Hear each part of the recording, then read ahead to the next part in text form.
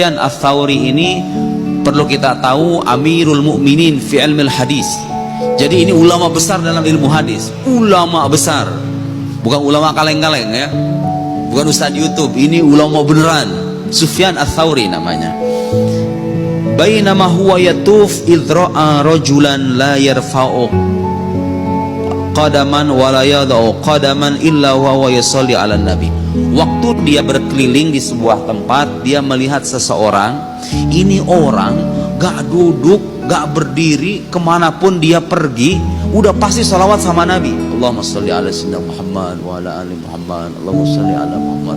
Tiap hari lisannya itu gak pernah berhenti dari salawat kepada Nabi. Bangun dari sholat, pergi ke kamar mandi, 5 menit lumayan kan, salawat kepada Nabi. Selesai dari kamar mandi, ke musola lagi, kira-kira begitu, salawat kepada Nabi. Mau naik kendaraan, salawat sama Nabi. Selalu salawat kepada Nabi. Lalu Sufyan Ats-Tsauri nanya sama orang ini, qultu lahu ya hadza, Bapak, kira-kira begitu, ya hadza, innaka qad tarakta tasbih wat tahlil wa aqbalta bis shalah ala nabi sallallahu alaihi wasallam, hal indaka fi hadza syai'? Pak, kok bisa-bisanya Bapak tuh zikirnya salawat terus ya, meninggalkan tasbih, meninggalkan tahlil. Tahlil maksudnya ucapan la ilaha illallah ya, tahlil itu maksudnya ucapan la ilaha illallah, bukan tahlil versi orang Indonesia dalam arti ngeriung gitu, kemudian dikasih makanan, kemudian itu salah satu tahlil versi orang Indonesia. Karena dalam tahlil itu kita baca tahlil juga, dalam tahlilan itu kita baca tahlil juga. Kok bisa kamu itu zikirnya hanya salawat saja, meninggalkan tasbih, meninggalkan tahlil, lalu engkau terus menerus salawat kepada Nabi? Ada apa? Kata Sufyan Ats-Tsauri nanya sama orang itu, kok bisa kamu cara berzikirnya begitu? Qala, orang itu balik nanya, man anta afakallah, semoga Allah memaafkanmu. Siapa engkau itu? Dia nggak tahu ini seorang ulama besar. Orang tadi nanya balik, kamu siapa? Fakultu, kata Sufyan Ats-Tsauri, beliau menjawab, ana Sufyan Ats-Tsauri, aku Sufyan Ats-Tsauri. Sufyan Ats-Tsauri ini kalau di Indonesia sekarang siapa ulama paling besar itu ya? Itulah ulama besar di zamannya. Ana Sufyan Ats-Tsauri, aku Sufyan Ats-Tsauri. Qala, laula annaka gharib min ahli zamanik ma akhbartuk an hali wala atla'tuk an sirri. Ini orang ini kayaknya nggak tahu Sufyan Ats-Tsauri, dia menyangkanya ini orang asing. Kata orang tadi, seandainya yang kamu itu bukan orang asing, aku nggak bakal mau ngasih tahu rahasiaku. Kata orang tadi itu. Padahal ini Sufyan Ats-Tsauri itu bukan orang asing, ulama besar di zamannya, Amirul Mukminin fi ilmil hadis. Bayangin gelarnya tuh Amirul Mukminin fi ilmil hadis.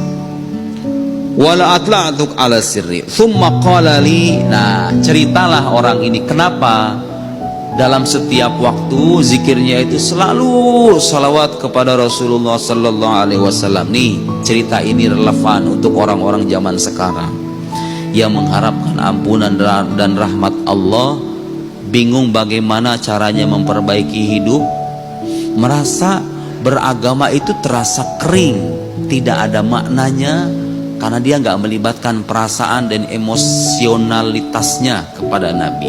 Apa kata cerita orang ini, Pak? Nah, mari kita simak sama-sama. Kharajtu wa walidi hajjan ila baitillahil haram. Suatu ketika aku keluar menuju Baitul Haram, haji. Aku bersama ayahku pergi haji suatu waktu. Kata beliau ini bercerita. Hatta idza kuntu fi ba'dil manazil, sampai ketika aku tiba di beberapa tempat gitu ya, di beberapa tempat singgah. Beliau sedang pergi haji bersama ayahnya, singgah di beberapa tempat. Kemudian apa yang terjadi? Maridhu walidi faqumtu liu'alijahu. Ayahku terbaring sakit dan aku mengobatinya. Waktu mau pergi haji, bapaknya terbaring sakit di tengah jalan, anaknya mengobati bapaknya. Fabainama ana dzatil laila, di suatu malam hari, kata beliau ini melanjutkan ceritanya. Fabainama ana dzat laila inda ra'sihi, ketika aku berada di kepalanya, di samping kepalanya, beliau berbaring, aku di samping kepalanya. idh mata walidi waswadda wajhu, ayahku wafat, wajahnya hitam, banyak dosa ini orang, sampai mati wajahnya hitam. Ada emang Pak orang-orang yang matinya dalam nauzubillah min zalik, nasallallahu alaihi wasallam, mudah-mudahan kita nggak termasuk. Ada orang-orang yang keadaannya ketika menjelang ajal itu seperti itu. Ini ayahnya begitu, artinya ini banyak dosa ini orang ini. Fakultu, aku berkata ketika itu, inna lillahi wa inna ilaihi raji'un. Ini inna lillahi wa inna ilaihi raji'un, kalau kita paham maknanya itu mengajarkan ketabahan sama kita Pak. Innalillah, sesungguhnya kami ini milik Allah. Ya udah, kalau udah milik Allah, Allah pengen ngambil, ya udah, sedih ya udah, sedih seperlunya, tapi jangan sampai tenggelam dalam kesedihan seolah-olah kalau dia nggak ada hidup aku juga akan tamat. Jangan, karena kita ini milik Allah. Innalillah wa inna ilaihi raji'un, dan kita itu pasti akan kembali kepadanya. Dia sekarang wafat, aku juga nanti akan wafat, tinggal nunggu giliran doang, kan kira-kira begitu.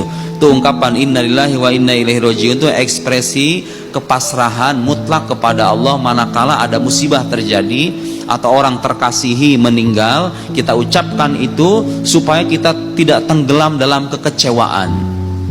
Kata anak tadi ngelihat ayahnya wafat, udah gitu mukanya hitam pekat lagi. Innalillahi wa inna ilaihi raji'un. Belum selesai ceritanya Pak.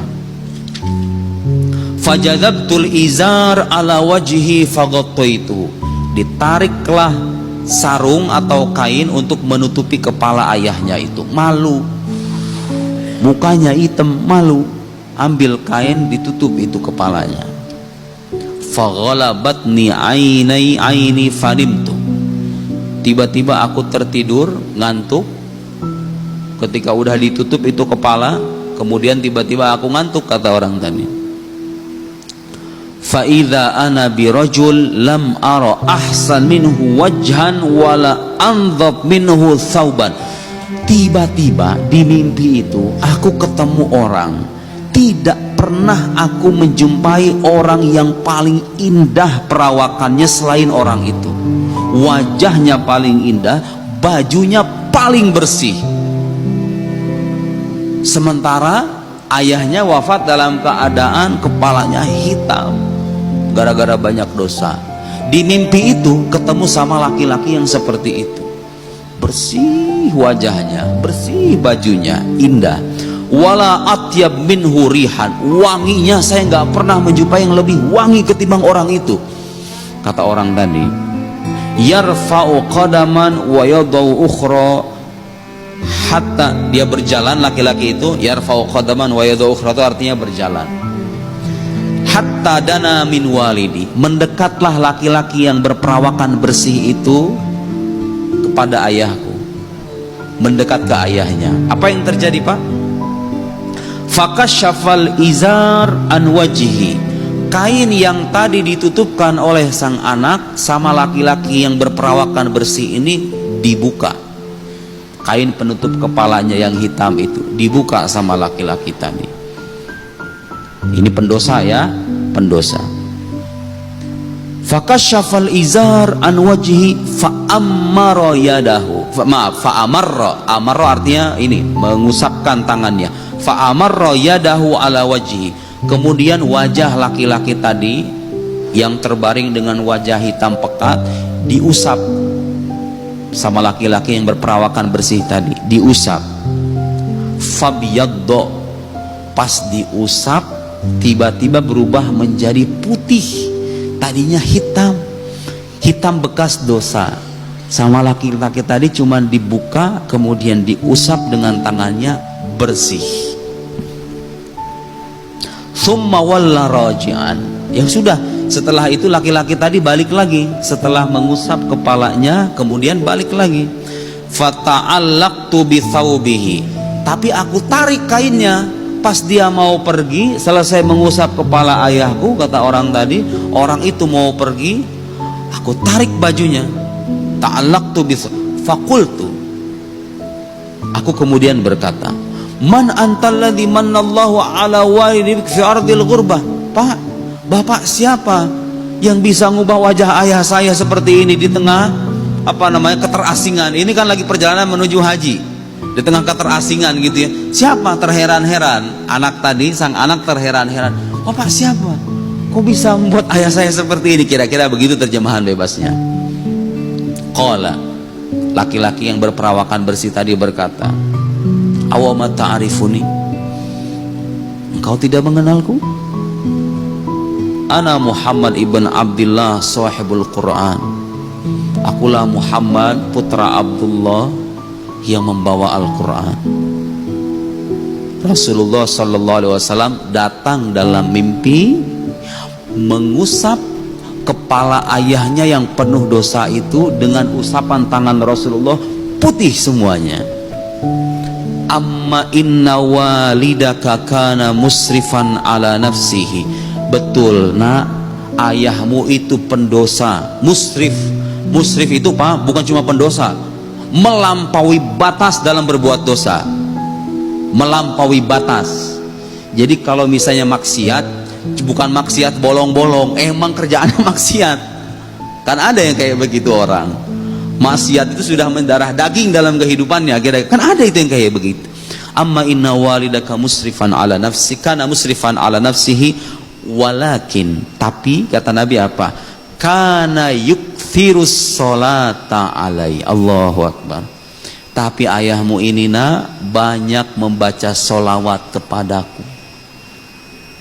Falamma nazala bihi ma nazal, ketika dia ditimpa oleh musibah yang menimpa dia, sakaratul maut, maksudnya pas sudah sakaratul maut, Israil datang, istaghatha bi, dia minta pertolonganku.